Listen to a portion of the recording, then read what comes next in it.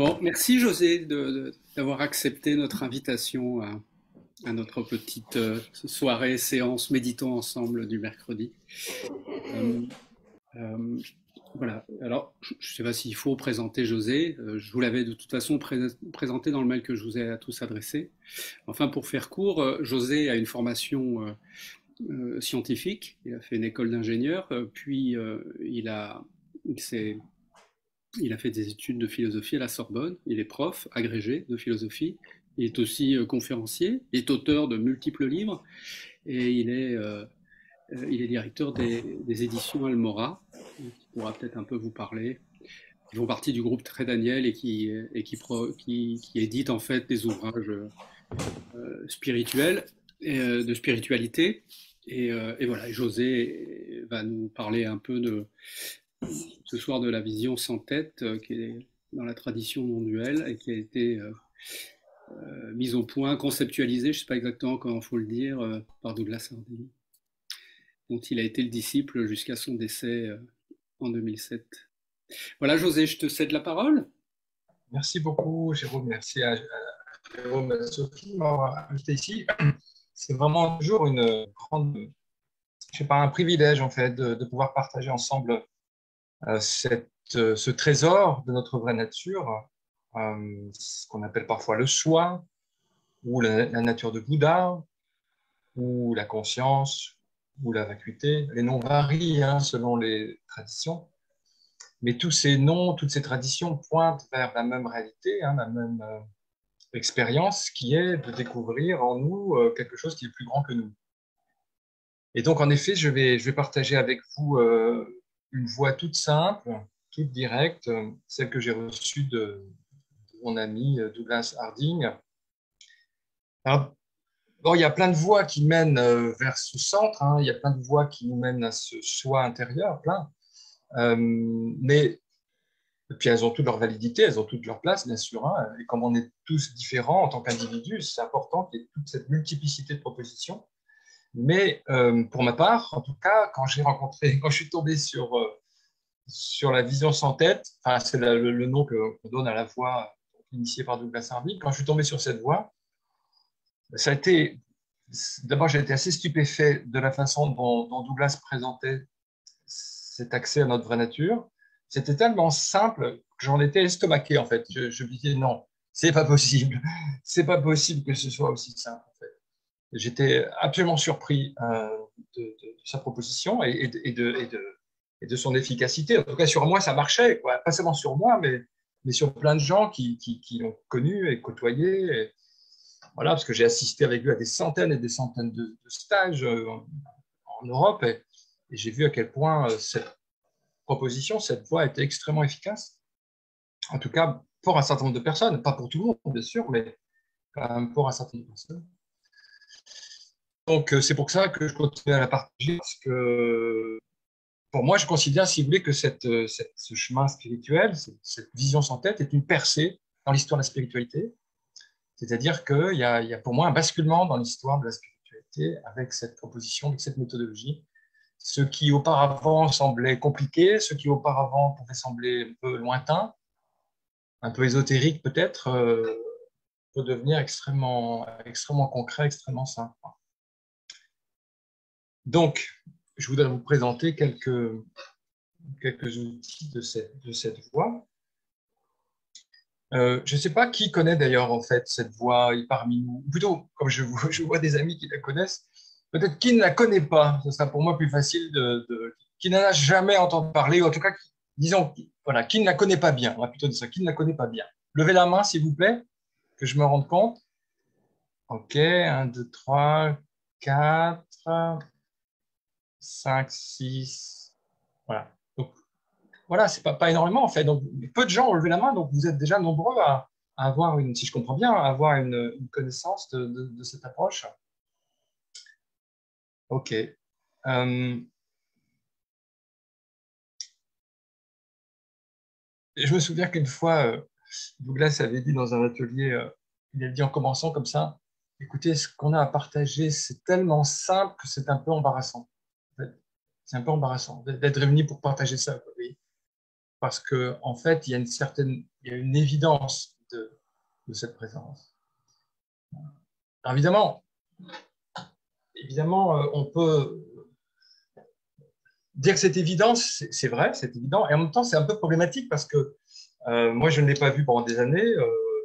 J'ai dû la perdre de vue quand j'ai eu 5-6 ans et j'ai retrouvé qu'à 25 ans, donc pendant 20 ans à peu près, je ne la voyais pas du tout, alors qu'on me dit que c'est évident. Donc, c'est évident et pourtant, on ne peut ne pas la voir. C'est ça qui est étrange, en fait. Cette présence, c'est ce qu'il y a de plus évident, puisque c'est ce qu'on est, et pourtant, on peut passer complètement à côté, ne pas la voir. C'est sans doute le paradoxe et la difficulté de cette présence. Parce que c'est ce qu'on est, cette présence-là. En ce moment, vous êtes présent, n'est-ce pas? Si, vous êtes présent. Jocelyne, est-ce que tu es présente? Oui, tu es présente, voilà. Tu n'as pas demandé à Bernard si tu es présente, tu sais que tu es présente. Vous savez que vous êtes présent. Donc la présence, c'est quelque chose d'évident. Nous savons que nous sommes présents. Mais peut-être que la difficulté, c'est que nous limitons cette présence, nous réduisons cette présence à un corps, à des pensées, à une histoire individuelle. Nous nous sommes identifiés à un individu, ce qui fait que nous ne vivons plus pleinement notre présence. Nous vivons comme enfermés dans une boîte. Et la boîte, vous la voyez à l'écran, hein. Voilà, c'est le personnage, c'est l'individu qui apparaît ici à l'écran. Donc, voilà, nous nous sommes identifiés à ce personnage, nous sommes identifiés à un individu, et notre présence passe, tout d'un coup, elle est devenue limitée par une sorte d'ignorance, d'habitude. Et donc, vous voyez, c'est là le paradoxe, c'est que nous sommes présents, il n'y a aucun doute, nous savons que nous sommes présents, mais nous ne voyons pas toute l'extension de cette présence. Et l'éveil, quelles que soient les traditions spirituelles d'ailleurs, l'éveil, c'est soudainement prendre conscience de cette présence, prendre conscience de ce que nous sommes vraiment en fait. Alors, cette prise de conscience, elle peut être soudaine, en un claquement de doigts, ça paf, d'un coup, on se réveille, la conscience se révèle à elle-même, la présence se révèle à elle-même, ou ça peut être plus graduel. Ça peut être plus graduel, c'est-à-dire que la présence se manifeste peu à peu, comme un glaçon qui fond, qui regagne sa nature fluide. Donc, les deux possibilités existent. Soit la révélation de la présence se fait de manière instantanée, donc les voies abruptes, soit elle se fait de manière plus graduelle. Mais peu importe, en fait, puisque l'important, c'est que nous retrouvons ce que nous sommes, que nous reprenons conscience de ce que nous sommes. Et la voie que propose Douglas Harding, c'est une voie directe, c'est une voie abrupte. C'est-à-dire que Douglas propose une approche instantanée de la réalisation de notre vraie nature. Il ne prend pas de gants, si vous voulez. Il n'y va pas doucement. Vous voyez, il ne va pas dire il y a des voiles qu'il faut enlever un à un pour un jour, peut-être plus tard, voir sa vraie nature. Il ne nous dit pas vous devez purifier votre inconscient, vous devez d'abord travailler sur vos névroses, vous devez améliorer vos émotions telles que vous êtes. Ça ne va pas. Il faut d'abord passer par tout un processus de purification et après, on verra si vous pouvez voir votre vraie nature. Pas du tout. Ce n'est pas du tout comme ça que les choses se passent. Je n'ai jamais vu Douglas proposer une voie graduelle. Il a toujours proposé la totalité de la vérité tout de suite, à tout le monde. Ça aussi, ça m'avait beaucoup frappé. C'est qu'il y avait... enfin, comment dire? En fait, Douglas, cette voie s'adresse à la présence. Elle ne s'adresse pas à l'individu. Elle s'adresse à la présence. Elle saute au-dessus de l'individu. Et elle vise à réveiller la présence de son sommeil un peu hypnotique. Donc, peu importe que l'individu ait tel ou tel caractère, tel ou tel problème, on a tous des problèmes, on a tous des névroses. Peu importe. Parce qu'en fait, les exercices, la pratique, vous allez voir, s'adresse directement à qui vous êtes, à qui nous sommes vraiment, vraiment, vraiment. Et c'est ça qui est puissant, je trouve. C'est ça qui est extrêmement fort. Et parfois, l'individu n'y comprend rien, parfois, il se met à douter de cette voie, parfois, ça ne lui parle pas du tout, et pourtant, ça fonctionne. Parce que ce n'est pas grâce à l'individu que ça se passe. On pourrait même presque dire que c'est malgré l'individu, qui essaie de comprendre, qui n'est pas d'accord. Parce que, voilà, on pourrait dire que c'est une voie qui part de la présence, qui s'adresse à la présence. C'est une voie qui va du soi au soi, en fait. Et c'est pour ça qu'il n'y a pas besoin de se changer, de s'améliorer, pas du tout. Et je me souviens, voilà, Douglas, j'ai souvent raconté cette anecdote, mais elle me frappe. Un jour, Douglas arrive dans une grande salle, il y avait vraiment beaucoup de monde à Paris, vraiment beaucoup de monde. Et puis, les gens étaient à peine assis, comme ça, ils arrivent. Et tout de suite, Douglas propose un exercice qu'on va faire. D'ailleurs, propose un exercice. Ça dure 5 minutes à peine. Et dit, voilà, maintenant vous avez tout, vous pouvez rentrer chez vous. Il n'y a rien d'autre. C'était drôle parce que les gens étaient saisis quoi, devant cette audace quoi, de nous introduire directement à la nature d'esprit. Et c'est comme si voilà, il avait entièrement en confiance à la présence. Quoi. La présence va se réveiller si on lui donne l'opportunité de le faire. Et en tout cas, voilà, pour moi, c'est la puissance de ces exercices. Quoi. Alors, si vous vous intéressez à Douglas et que vous voulez découvrir ses œuvres, la meilleure chose à faire, c'est de lire ce livre. Alors qu'il n'y a plus cette couverture, maintenant qu'il y en a une autre, beaucoup moins belle, je trouve. Enfin, ça, c'est la couverture de la première traduction en français. Et donc, dès la première page, il décrit en fait, il décrit son expérience, l'expérience de vision de sa nature, et qui est celle que nous pouvons avoir aussi si alors, si nous faisons quoi? Quelle est la clé de cette voie? Alors, la clé de cette voie, c'est retourner son attention de 182. Retourner son attention de 180. Voilà, ça a toujours été la proposition principale de Douglas. Et d'ailleurs, ce n'est pas seulement la clé de cette voie-là, hein, c'est la clé de toutes les voies spirituelles. J'ai écrit un livre qui s'appelle Retour à soi, retour au soi. À la fin, j'ai fait une longue anthologie de toutes les traditions spirituelles et qui montre qu'en fait, cet enseignement est au cœur des traditions, que ce soit dans le bouddhisme, que ce soit dans le christianisme. Quand Jésus dit « le royaume des cieux est en vous », il nous invite à retourner notre attention vers le centre. Le bouddhisme, le christianisme, l'hindouisme, le taoïsme, le soufisme, c'est toujours, à un moment donné, même dans la philosophie grecque d'ailleurs, à un moment donné, on tombe sur cette invitation. Retournez votre attention de 182. Pourquoi faut-il retourner son attention de 180 degrés? Parce que nous ne faisons jamais. Parce que nous sommes convaincus que ce qui regarde en nous, c'est l'individu. C'est-à-dire José, Jacques, Patricia, Jocelyne, etc. Nous sommes convaincus qu'en fait, c'est l'individu qui regarde, c'est l'individu qui écoute, c'est l'individu qui vit quoi, au centre de nous. Du coup, on ne regarde pas parce qu'on pense savoir. On est présent, comme j'ai dit tout à l'heure, mais cette présence, on a identifié l'individu. Donc, pourquoi on irait voir ce qu'il y a au centre? Pourquoi est-ce qu'on irait retourner son attention? Puisque on sait qui on est, non? Bah oui, je suis José, évidemment. José le roi.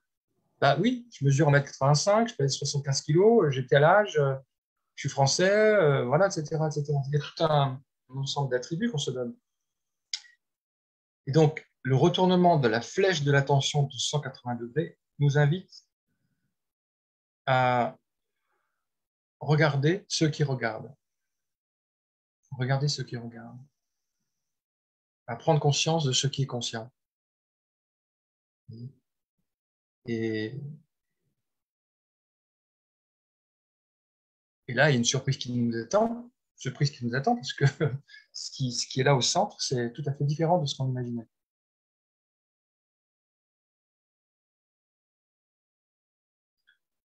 Donc, cette voie commence par ce retournement de l'attention, immédiatement. Cette voie commence par cette invitation à prendre conscience de qui nous sommes. Donc, cette voie commence par l'éveil. C'est pour ça que j'avais appelé cette soirée « Commencer par l'éveil ». commencer par l'éveil. Dans beaucoup de voies, on va terminer par l'éveil. L'éveil va être au bout du chemin. Ici, l'invitation, c'est qu'il soit au début du chemin. On va commencer par ça, comme dans le Dzogchen d'ailleurs. Hein, je pense à Olivier qui vient d'arriver à nouveau. Dans le Dzogchen aussi, il y a cette invitation qu'on appelle l'introduction à la nature de l'esprit. On commence par ça, n'est-ce pas, Olivier? Exactement. Donc, tu commences par l'introduction et ensuite, c'est le début en fait. C'est le début. Voilà, c'est le début. Et ensuite, on va pratiquer, bien sûr. C'est-à-dire qu'ensuite, il va y avoir une pratique dont on va parler, qui va une pratique de la présence, Ah, merde. qui va consister à revenir encore et encore à cette ouverture, à cette conscience, à intégrer le quotidien dans cette présence. Mais le point de départ, c'est l'éveil. On commence par l'éveil. Donc, je vais vous inviter, voilà, si vous êtes d'accord, à moins qu'il y ait des questions, peut-être que je peux répondre à la question d'abord. Il y a quelque chose que je n'ai pas été clair. Sûrement pas été clair. Non, ça va? Bah si, c'est très clair. Ok, super. C'est super. Ok, alors, je vais proposer l'outil que certains connaissent d'ailleurs ici, l'outil le plus simple pour revenir à cette présence, pour que la présence reprenne conscience d'elle-même. C'est l'exercice qui s'appelle le doigt pointé. J'arrive tout de suite. Hein. Je dis à mes amis de bien être attentifs. J'ai l'impression qu'il a une soirée, Olivier, c'est ça? Commence maintenant, en fait, l'exercice. Si vous voulez le faire, c'est...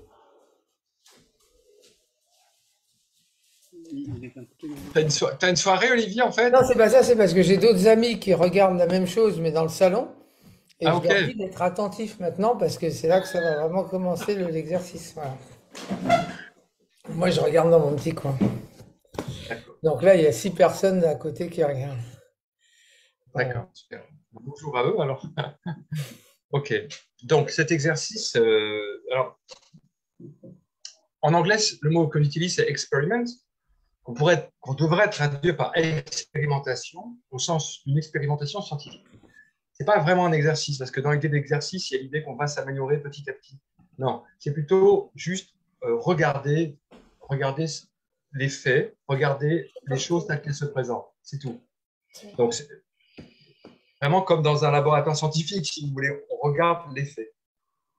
Tu as dit tout à l'heure, Jérôme, que j'avais une formation scientifique, alors pas aussi poussée que notre ami Olivier, mais quand même, et en tout cas, jamais je n'ai renoncé à cette approche scientifique dans si tu veux, ma compréhension de la spiritualité. Jamais j'ai senti que je devais renoncer à ma rationalité, à mon intelligence, à mes connaissances pour découvrir qui je suis. Pas du tout. C'est une approche vraiment logique et rationnelle et expérimentable. Voilà. Donc, ce que je vais vous proposer de faire, on va utiliser l'index de la main droite ou de la main gauche, comme vous voulez, et on va pointer différents objets dans la pièce. Je vais décrire ce que je vois et je vous invite à vérifier si ce que vous voyez, c'est la même chose pour vous. Et puis, à un moment donné, je poserai des questions. Et donc, je vous invite à y répondre en silence pour vous-même. Le point essentiel ici est que vous devez rester votre propre autorité. Vous devez vraiment vérifier pour vous-même ce qu'il en est. Il ne s'agit pas de me croire ou d'être influencé. Il ne s'agit pas de vous hypnotiser. Non.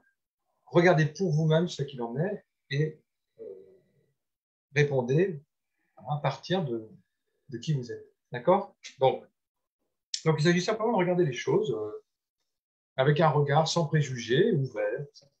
Donc, alors, on va commencer par pointer un objet devant vous, par exemple le mur. Le mur, ça peut être un tableau, comme vous voulez.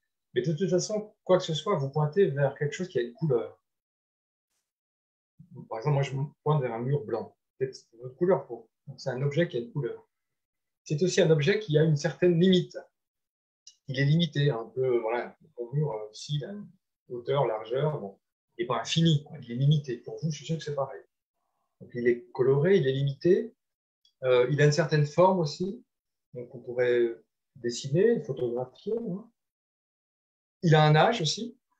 Alors, on ne le connaît peut-être pas vraiment, mais on voit à peu près qu'il a un âge. Hein. Donc, c'est un objet du monde. Maintenant, pointez à notre objet de la pièce. Moi, je pointe vers une lampe.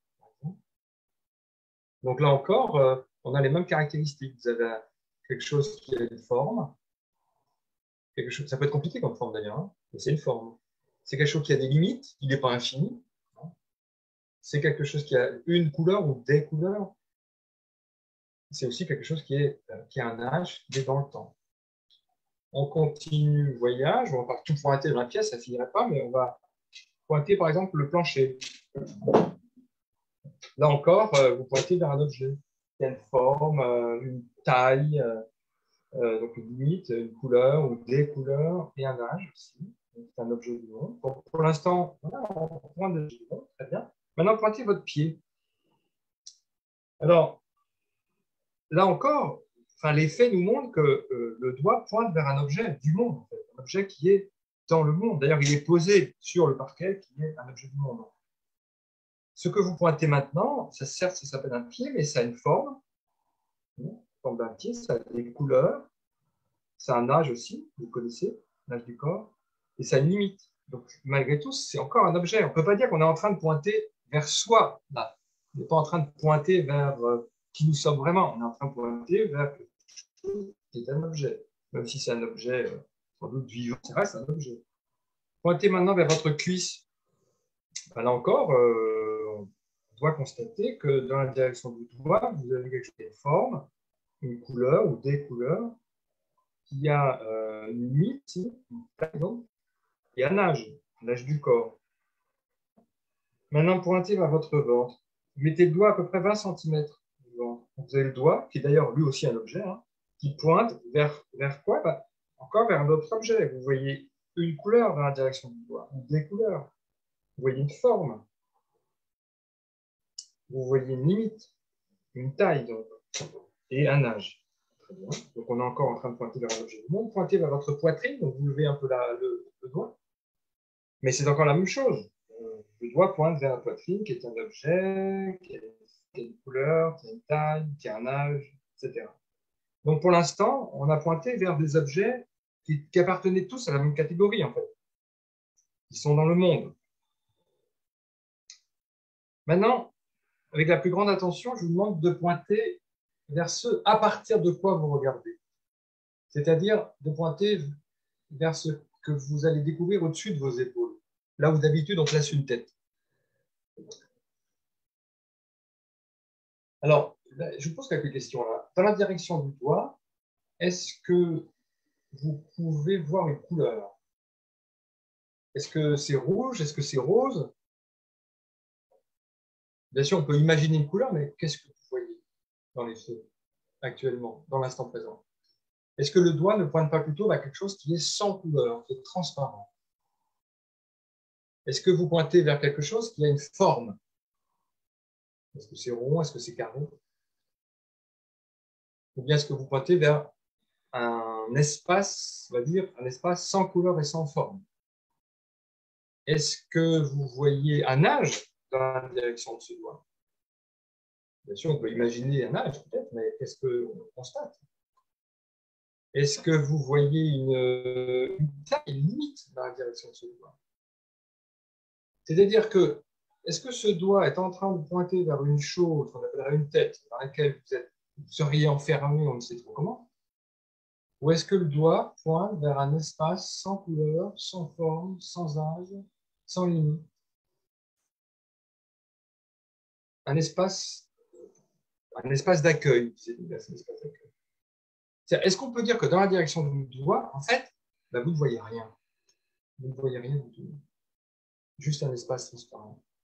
Est-ce qu'on peut dire donc que le doigt pointe vers personne, vers une ouverture? Et ce n'est pas quelque chose que vous imaginez, là, ce n'est pas quelque chose que vous créez. Est-ce que ce n'est pas comme ça que vous êtes construit, en fait, grand ouvert et conscient, tous, ouvert et conscient. Et maintenant, tout en laissant le doigt comme ça, avec le doigt de l'autre main, l'index de la main gauche, on peut pointer vers le monde, ce qu'on a pointé tout à l'heure. Vous voyez, le mur est encore là, les objets sont là, le plancher est là, votre corps est là. Mais en même temps, tout cela, tous les objets, le mur, le plancher, le corps, tout cela apparaît dans quoi? Est-ce que ça n'apparaît pas dans l'espace ouvert que vous êtes en train d'indiquer avec votre doigt? Est-ce que vous n'êtes pas un espace ouvert, transparent, sans couleur et sans forme, rempli des formes et des couleurs? Baissez le doigt maintenant. Et est-ce que vous pouvez continuer de prendre conscience de cette ouverture autour de vous, de cette présence que vous êtes vraiment, vraiment?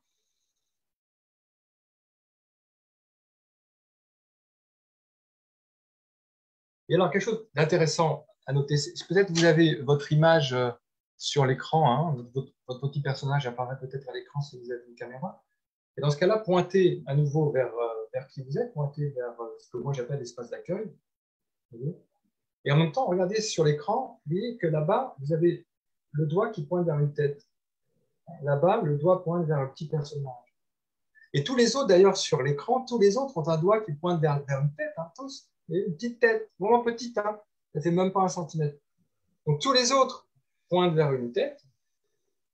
Mais vous, dans l'instant présent, revenez maintenant à votre doigt là, qui pointe là.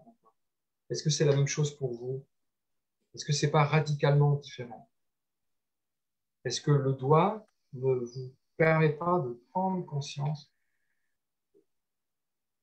de quoi? Eh bien, que le monde est vu non pas à partir d'un individu, non pas à partir d'une tête, non pas à partir d'un moi caché on ne sait où, mais que le monde est vu à partir d'un espace, d'une vacuité, d'une conscience, d'une présence, d'un mystère. Et c'est comme ça qu'on est construit. On a toujours regardé le monde à partir de cet espace ouvert, à partir de cette vacuité. Toujours, toujours, toujours, toujours. Mais on l'a oublié. On l'a oublié. En tout cas, moi, je l'avais oublié pendant des dizaines d'années. Et un jour, grâce à Douglas notamment, j'en ai repris conscience.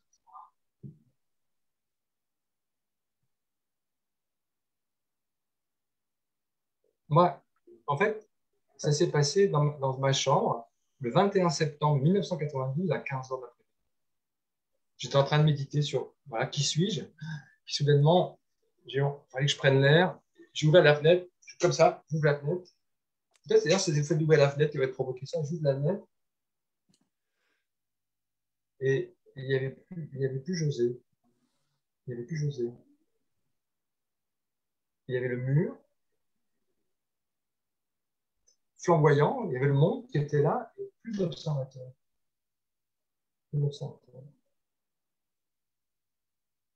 Alors, s'il n'y a plus d'observateurs, qu'est-ce qu'il regarde, qu'est-ce qu'il entend, qu'est-ce qu'il goûte, qu'est-ce qu'il pense? Alors là, toutes les traditions donnent un nom. Hein. J'aime bien Bankei. Bankei qui est un maître zen. J'aime beaucoup Bankei. Appelez ça le non-né. Le non-né. Okay. Dans le bouddhisme tibétain, dans le Dzogchen, on appelle cette présence Rigpa, qui est un mot tibétain qui veut dire, traduit par présence éveillée.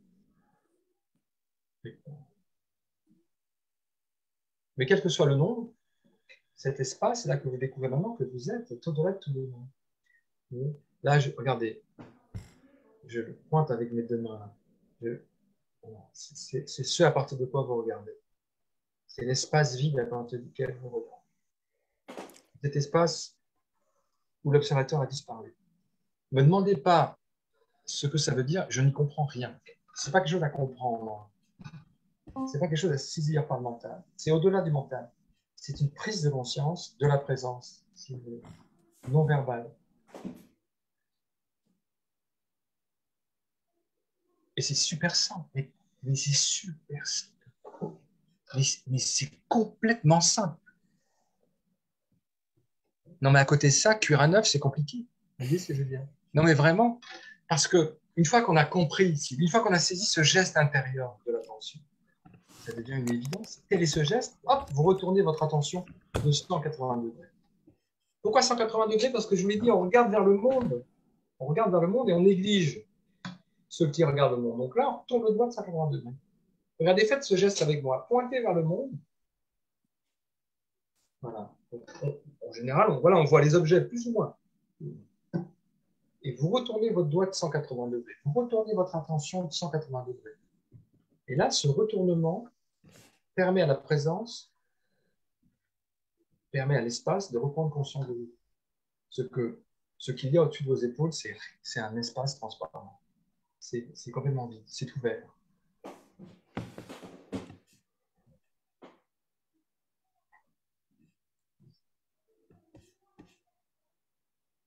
C'est vrai ou pas pour vous?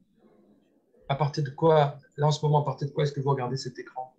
Vous êtes à l'intérieur d'une tête, c'est comment à l'intérieur? C'est humide, c'est sombre, c'est chaud? Ou bien juste, voilà, il y a une ouverture, une transparence, une douche de transparence.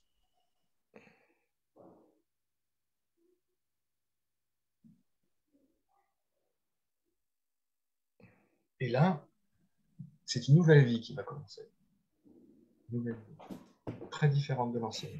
À la fois, c'est la même parce que, bien sûr, voilà, il y a plein de choses qui vont continuer comme avant, mais ça va être vécu différemment.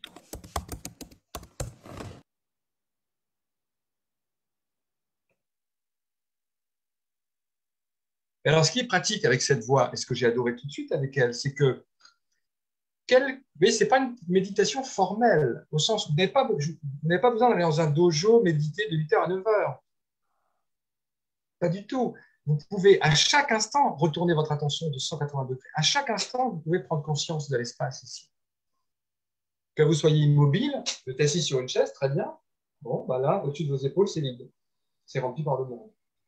Mais si vous marchez, bah vous avez l'espace qui, je sais pas, les arbres. Tout à l'heure, j'étais en train de me promener dans ces couleurs d'automne et je voyais le paysage qui apparaissait dans cette ouverture. Même en marchant, c'est tout à fait possible. C'est tout à fait possible que vous soyez seul ou en groupe. Je peux tout à fait, voilà, on peut voir des gens, parler à des gens et puis en même temps retourner son attention de 180 degrés. Vous pouvez ne rien faire ou faire quelque chose. Vous pouvez tout à fait agir à partir de cet espace. Au contraire, vous allez voir que vous allez agir beaucoup mieux. La vie va devenir beaucoup plus fluide à partir de cet espace. Et donc, vous allez avoir la saveur de cette présence et vous allez avoir envie d'y revenir encore et encore et encore. Parce que la vie est beaucoup plus fluide, beaucoup plus joyeuse à partir de cette présence. Donc, comme on n'aime pas souffrir, on y revient encore et encore. De plus en plus souvent.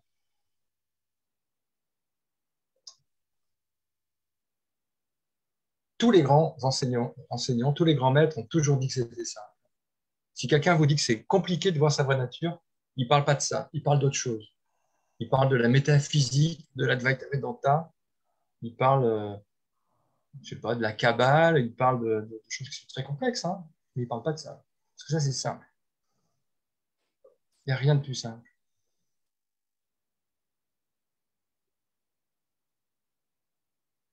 Je cite souvent cette phrase de Ramana Maharshi, mais parce qu'il a beaucoup plus d'autorité que José, c'est sûr. Donc, quand je dis ça, les gens écoutent. Ramana Maharshi dit et a écrit, il est plus simple de voir le soi que de voir une prune dans la paume de sa main. Il est plus simple de voir le soi que de voir une prune dans la paume de sa main. Pourtant, voir une prune dans la paume de sa main, a priori, c'est pas compliqué, hein? C'est encore plus simple que ça. Mais les gens, voilà, mais même de l'époque du vivant de Ramana, les gens ne le croyaient pas. On dit ça, mais ça doit être plus compliqué, qu'est-ce qu'on doit faire? Il n'y a rien à faire. Juste, voilà.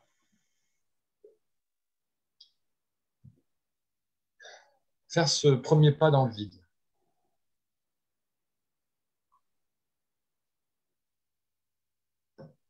Mais cette simplicité, pour moi, elle a été rendue efficace et réelle grâce à cet enseignement, en fait.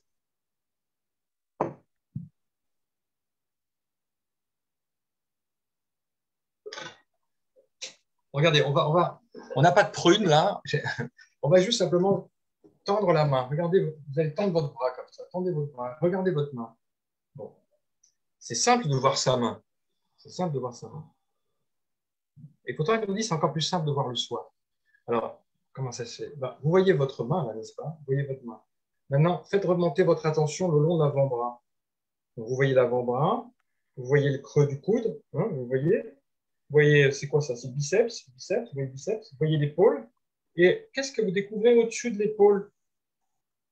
Est-ce qu'au-dessus de l'épaule, c'est pas vide? Est-ce qu'au-dessus de l'épaule, il n'y a pas une transparence?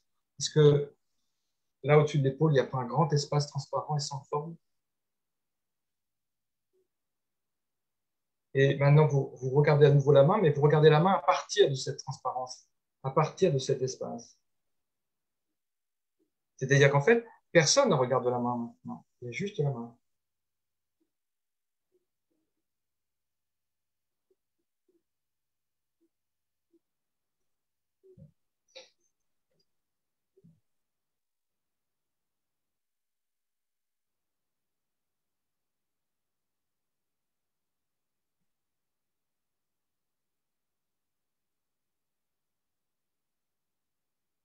Donc maintenant, vous savez où regarder, au-dessus de vos épaules. Vous savez quand regarder, c'est toujours maintenant. Vous savez comment regarder, vraiment avec simplicité, comme un enfant. Et je dis comme un enfant parce que quand on était enfant, on le voyait. On le voyait. Les enfants le voient parfois. Ils en parlent, d'ailleurs, les petits-enfants en parlent.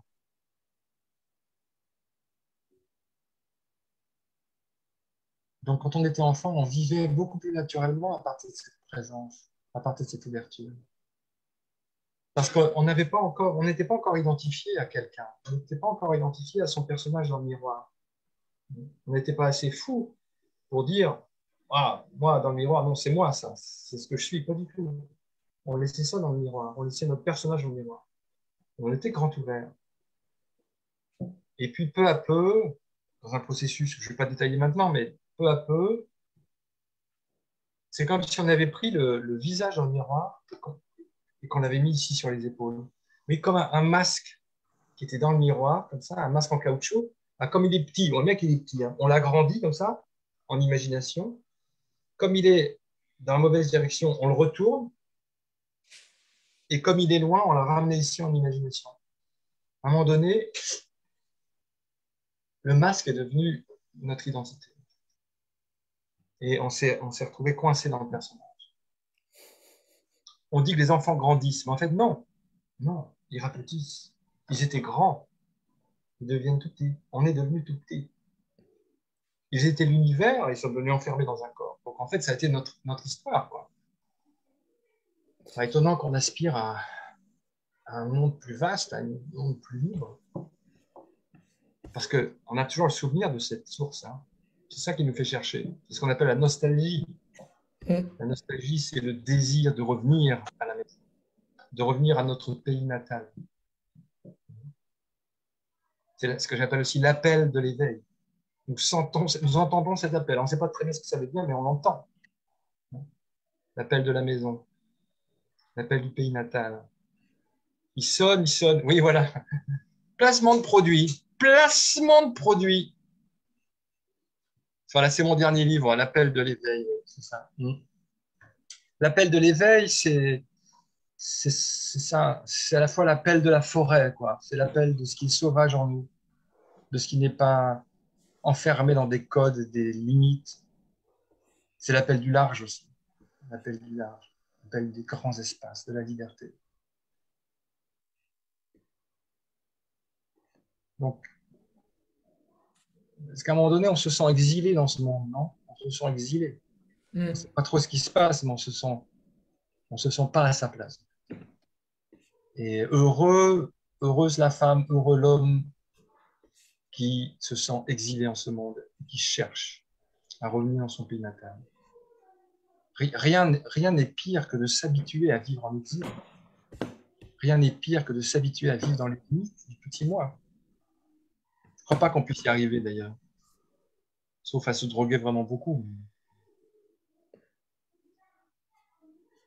Donc, voilà, on était cette présence, on est parti à l'extérieur, on s'est identifié au personnage, et maintenant on revient à la maison. Et en fait, au miracle, on s'aperçoit qu'on a toujours été là. Il n'y a pas vraiment eu de départ, il n'y a pas vraiment eu réellement de départ, réellement de retour.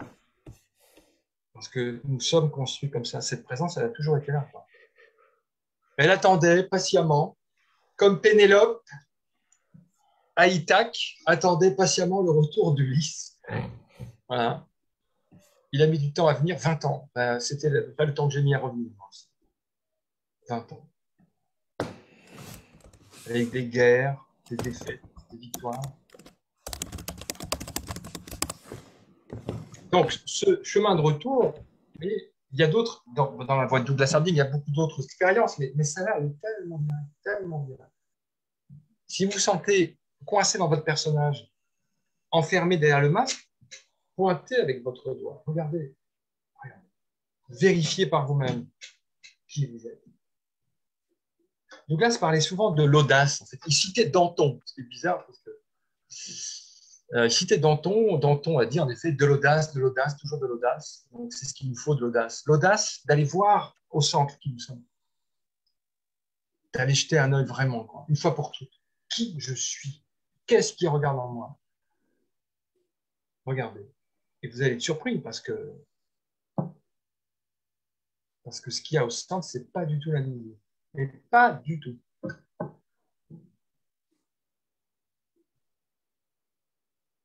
Et alors, après la pratique, Jérôme qui nous met une citation. Il y a en l'homme une démangeaison des ailes, un besoin d'infini que seul l'infini peut comprendre. Et c'est Jean-Yves. Voilà, c'est ça, c'est tout à fait ça. Ouais. Ça, c'est une référence au Phèdre de Platon, je pense. Et ouais, c'est ça, la démangeaison des ailes. Nous sentons que un infini nous appelle. C'est pour ça d'ailleurs que nos désirs ne peuvent jamais être comblés avec le monde. Quand on veut un diplôme, on en veut un autre. Quand on veut de l'argent, on en veut plus. Quand on veut une maison, on en veut une seconde, etc.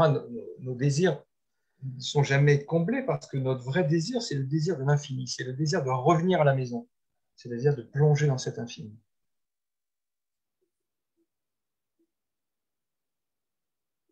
Et d'ailleurs, c'est la voie, hein, chez Platon, c'est une voie, suivre le désir. Suivre le désir jusqu'à sa source. Si on suit le désir, si on suit Eros, en fait, jusqu'à sa source, on revient ici, à l'infini. Donc, voilà, parce que tu cites cette phrase de Jean-Yves qui fait référence, je pense, au désir. Et voilà, le désir n'est pas du tout à condamner. Pas du tout. Il faut simplement voir ce qu'on désire vraiment, suivre l'énergie du désir. L'énergie du désir, c'est l'infini.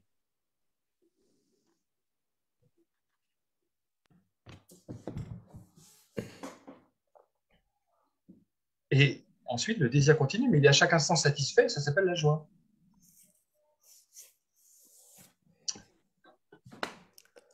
Est-ce que vous avez des questions, les amis? Parce que je vous disais, c'est une voix non verbale, je n'arrête pas de causer.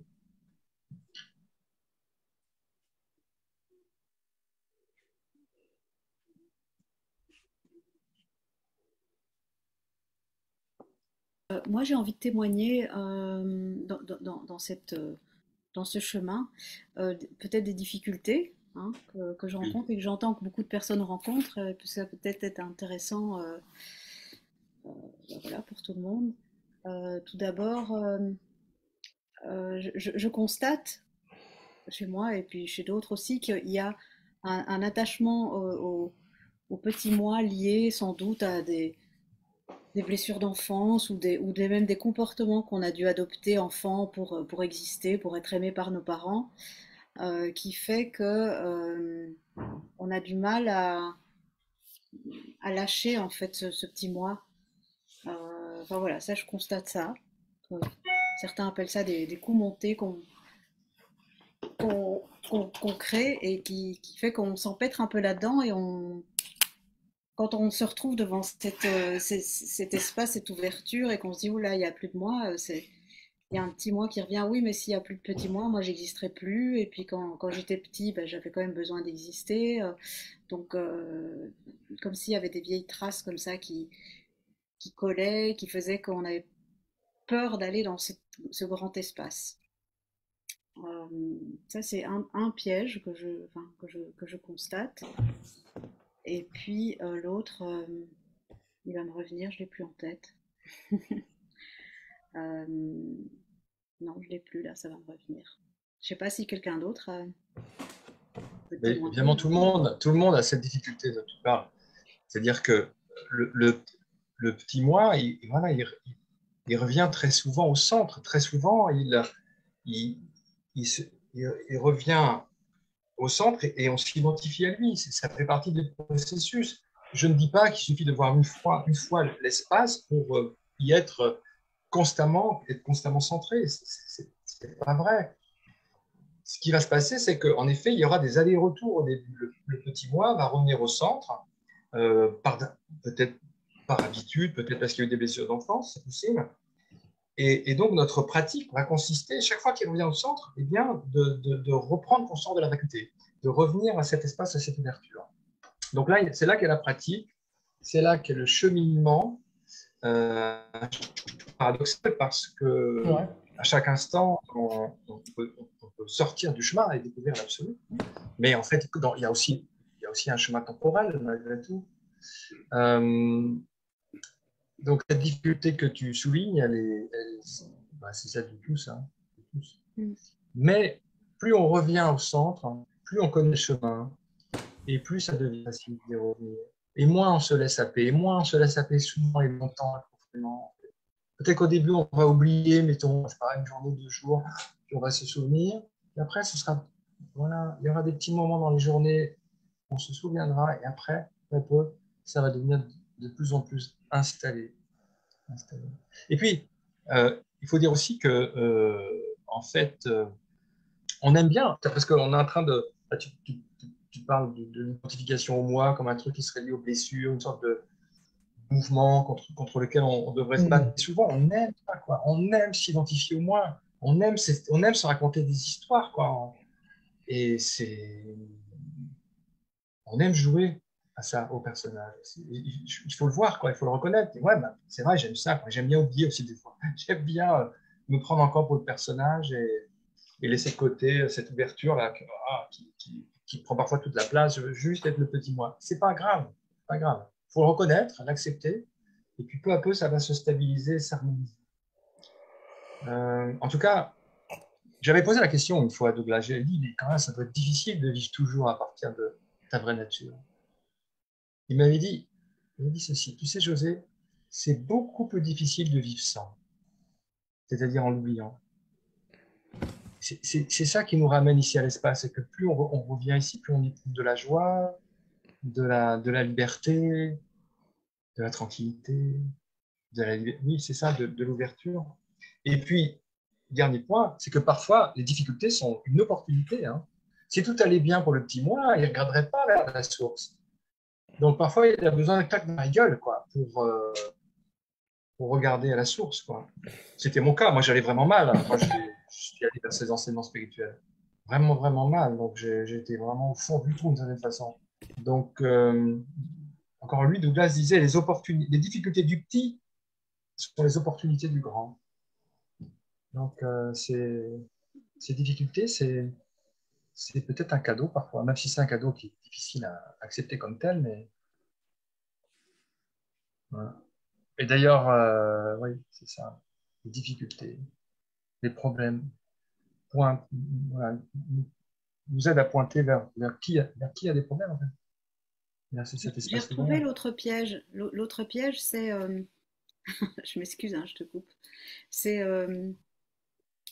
que quand on découvre cet espace, ça peut être un peu mystique ou extatique ou très très plaisant ou très très agréable. Et puis après, on s'imagine que c'est ça, l'éveil. Oui, oui. Et à tant qu'on ne retrouve pas ça, on se dit, bah, j'y suis pas, j'y suis pas. Exactement, oui, ça c'est un piège. Un piège. piège, exactement. C'est très important de distinguer la vision de sa vraie nature, les expériences mystiques qui peuvent arriver, notamment lors de la première découverte de sa vraie nature. Ça, c'est très important. Parce que les expériences mystiques, elles peuvent se produire ou pas d'ailleurs. Quand elles se produisent, elles sont souvent impressionnantes, plaisantes, et on peut confondre les deux, comme tu l'as dit, cette présence et ces expériences mystiques extatiques. En fait, c'est très différent. Les expériences mystiques, elles arrivent, elles s'en vont. La présence, elle est toujours là. Au début, effectivement, je me souviens que j'associais aussi les deux. Et notamment, c'est un bête, hein, ce que je vais raconter, mais la perception des couleurs me plongeait dans un ravissement mais incroyable. Le rouge, le bleu, voilà, j'avais un shoot d'extase à chaque fois. Un sens interdit rouge, ça me mettait dans une espèce de fascination, ou le bleu, comme ça. Et donc, j'associais, je cherchais en fait ces expériences mystiques, je marchais dans Paris, à l'affût comme ça. Bon. Et à un moment donné, il faut lâcher prise avec ça, quoi. C'est incroyable.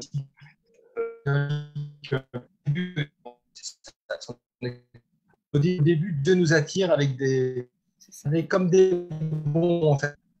Il nous donne des bons. Et puis, un demi bon. Ah, je n'entends plus rien, moi. Je suis plus là. Allô, allô? Oui, on t'entend. Ah, ça coupe un peu, là. Toi, t'es figé un peu. Enfin, D'accord. ouais, problème de connexion. Oui, je suis désolé, hein, je suis un peu. Il n'y a pas une très bonne connexion. Mais voilà, je voulais juste dire que la présence de notre vraie nature n'est pas une expérience esthétique, c'est même pas une expérience du tout. C'est le fond sur lequel apparaissent et disparaissent ces expériences. Donc au début, voilà, il peut y avoir un passage un peu par le désert, ce passage par le vide. Il faut, voilà, se percer aussi et rester avec cette présence nue. Vous m'entendez là? Oui, oui. Ok, Ça y est, c'est revenu. présence, voilà, rester avec cette présence nue qui est belle parce qu'elle est nue aussi, elle est pure. Pure. C'est pas une émotion, c'est pas une pensée, c'est pas un sentiment, c'est pas une sensation. C'est au-delà de tout en fait. Et en elle-même, elle a une valeur infinie. Voilà, en tout cas, euh, c'était l'invitation que je voulais la proposition que je voulais vous faire ce soir. Retourner son attention de 180 degrés pour plonger dans cette présence ouverte que nous sommes de toute façon, toujours. Et juste, voilà, noter à quel point c'est simple, quoi. Est-ce que je peux vous poser une question? Oui. Quand vous dites que le moi, c'est la conscience, c'est sa source. Donc, du coup, ça ne veut pas dire qu'on anéantit le moi, le petit moi. C'est les deux à la fois. Oui, oui, c'est vrai, absolument. Oui, le moi compte d'être là, en effet. Par exemple, il y a encore la mémoire, les souvenirs, il y a encore, disons, le caractère psychologique qui ne va pas changer, il est toujours là, les tendances, les habitudes. Il y a aussi des désirs, des projets qui sont liés à cette histoire, qui sont là. Mais tout cela est embrassé, contenu dans une présence infiniment plus vaste.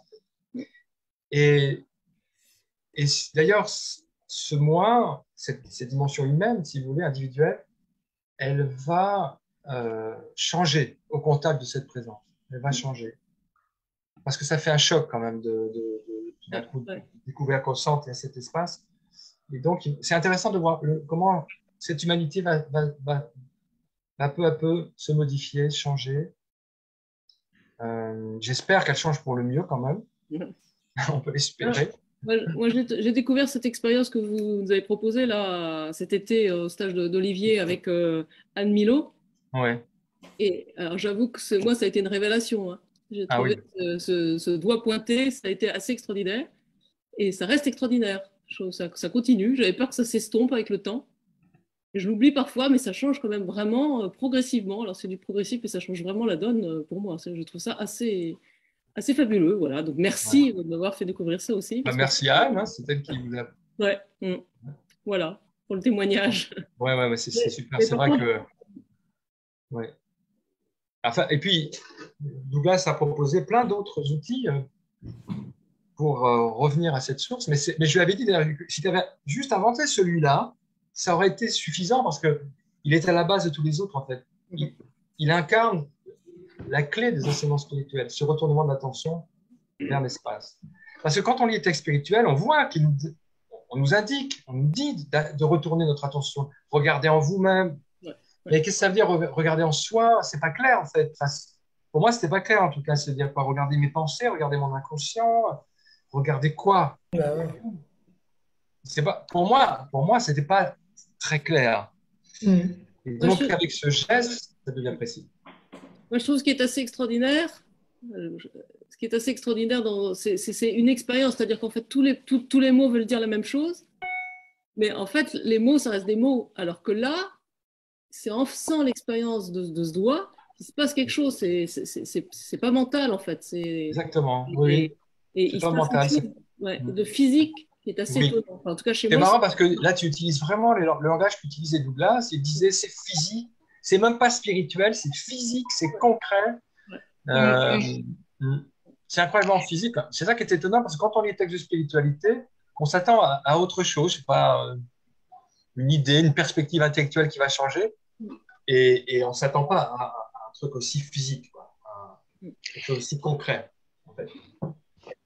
Oui, José, moi, ce que je voudrais dire, c'est que c'est vrai que c'est physique et que c'est pas l'extase comme on pourrait l'attendre, mais pour moi, ce retournement que je fais assez régulièrement, ce que ça change avant tout, pour moi, c'est important. C'est une paix que ça donne et un recul. Alors, je dis un recul, non pas que les choses n'existent pas, mais elles sont moins importantes.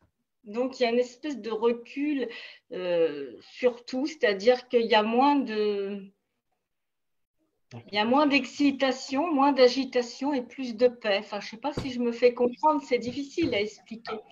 Mais le fait d'avoir cet espace, ça nous centre et on ne regarde pas les choses de la même façon.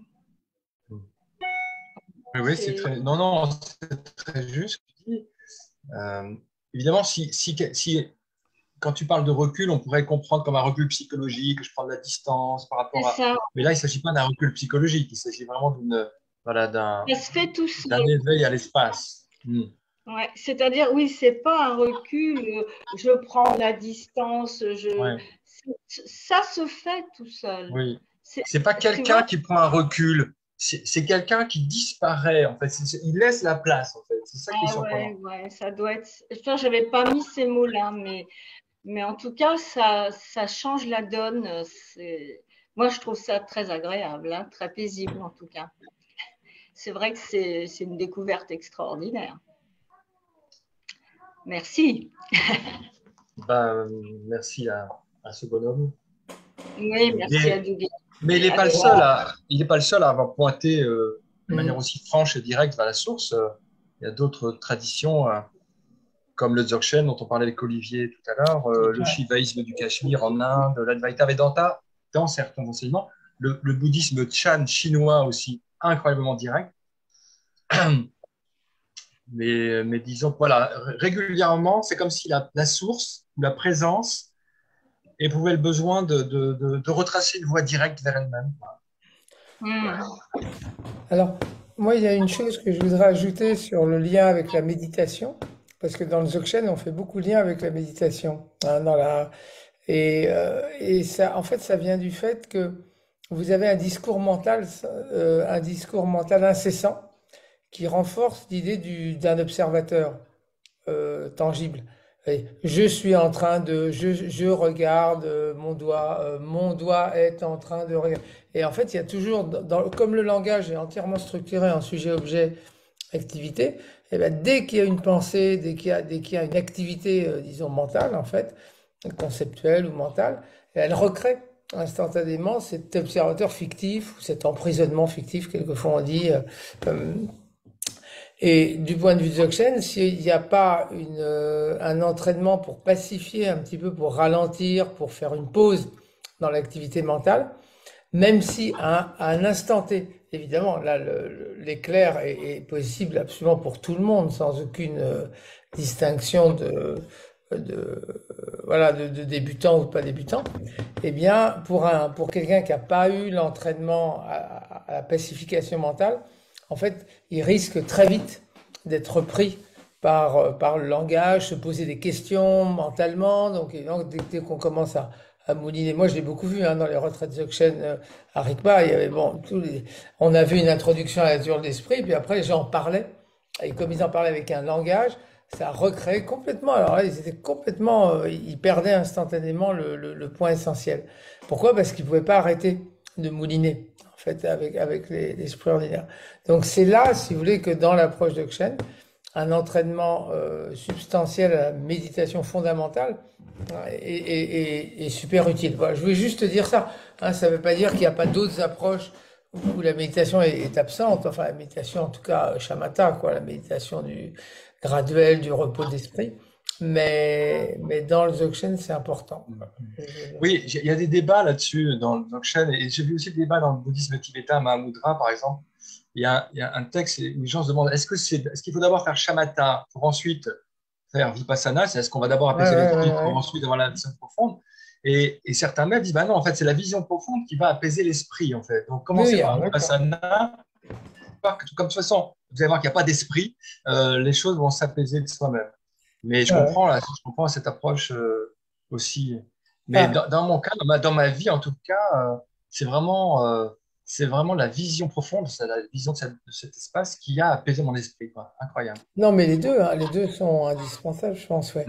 Mais disons qu'il ne faut pas sous-estimer la force de l'activité conceptuelle et mentale chez beaucoup de gens. Je ne dis pas chez tout le monde, bien sûr, il y a des gens, mais chez beaucoup de gens. Ouais. Mais bon, voilà, comme tu dis, c'est des débats. Mais en fait, dans le Dzogchen, il faut les deux, quoi. Il faut absolument l'introduction, parce que sans introduction, il n'y a pas de base. Mais il faut aussi, voilà, une sorte de pratique de maintien, de maintien de la vue grâce à la méditation. Ouais. Alors, les amis, je vous remercie. S'il n'y a pas d'autres questions,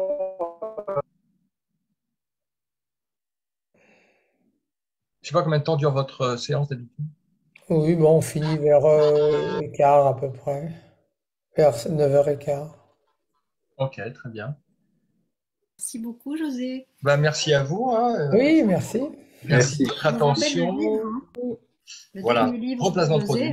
Voilà, ça c'est un livre en fait qui est fait de conférences et d'entretiens que j'ai donné suite à la publication d'un livre qui s'appelle L'éveil spirituel que j'ai fait il y a 4 ans et où je parlais de l'éveil justement et donc les gens ont demandé, voilà, il y a eu beaucoup de conférences pour essayer d'expliquer ce que ça voulait dire. Donc c'est peut-être une approche, voilà, c'est plus court, c'est des articles plus simples peut-être que le gros livre, mais voilà.